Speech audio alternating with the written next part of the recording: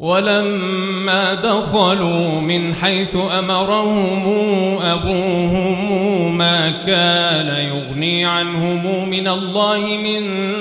شيء إلا حاجة في نفس يعقوب قضاها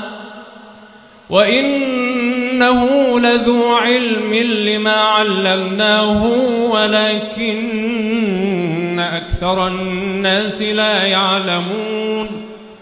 ولما دخلوا على يوسف آوى إليه أخاه قال إني أنا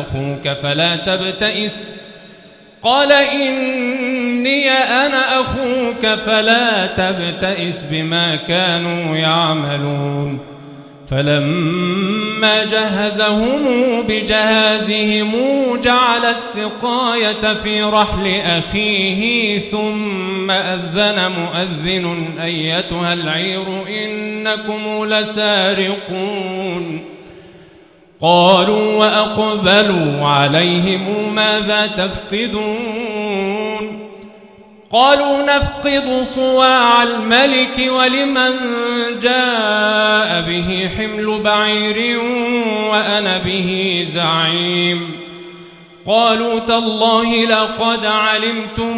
ما جئنا لنفسد في الأرض وما كنا سارقين قالوا فما جزاؤه إن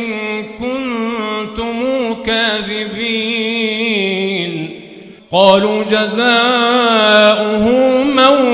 وجد في رحله فهو جزاؤه